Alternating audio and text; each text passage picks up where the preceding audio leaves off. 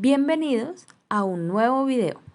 El día de hoy haremos un repaso al tema disgrafía. Hablaremos sobre qué es la disgrafía y cómo se construyó el concepto como lo conocemos al día de hoy.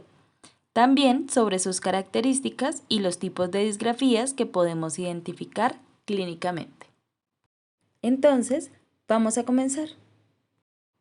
El aprender a escribir es uno de los conocimientos esenciales durante la escolarización. Se trata de dibujar las letras relacionando su forma con un sonido específico y organizando los espacios y grupos de letras para formar palabras que se corresponderán con los sonidos que utilizamos para comunicarnos en cada idioma y que deberán tener cierto significado expresivo. La disgrafía se trata justamente de la dificultad para desarrollar esta expresión escrita, desde sus aspectos motrices hasta las habilidades cognitivas usadas en la composición de textos. Pero, ¿cómo llegamos a saber esto? En los años 70, de la mano de los estudios sobre las dificultades en la lectura, surgió el interés por determinar los trastornos en la escritura.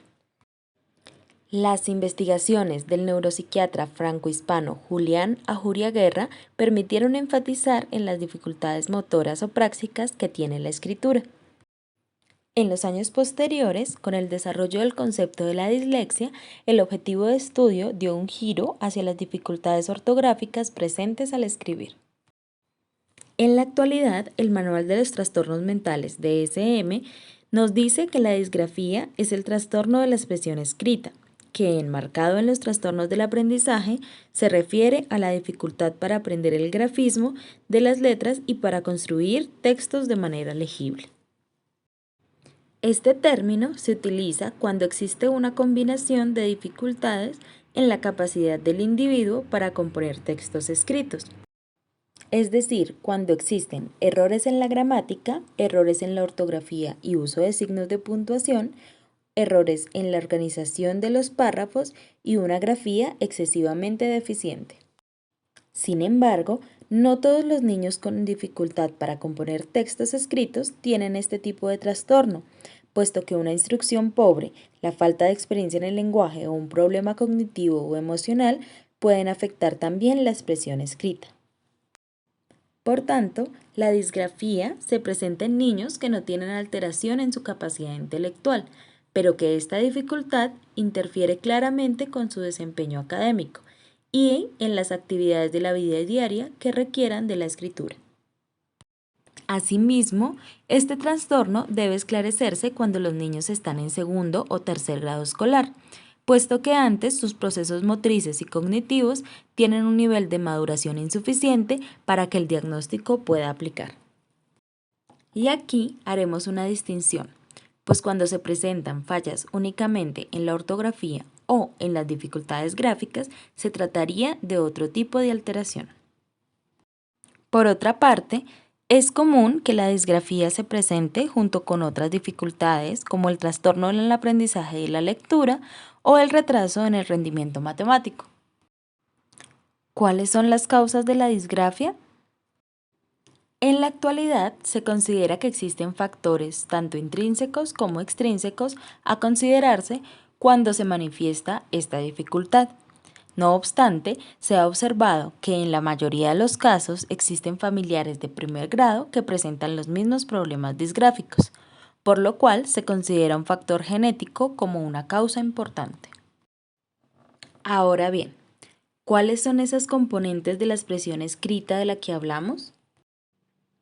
Para desarrollar óptimamente la expresión escrita, se requiere del dominio de cada subsistema que la compone.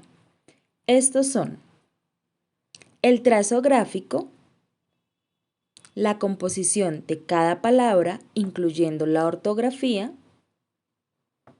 la separación entre palabras, el acento ortográfico, la puntuación, la gramática y la coherencia de los textos.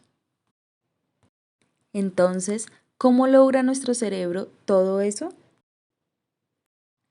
En nuestro cerebro se requiere la interconexión de varios factores cognitivos para producir la escritura.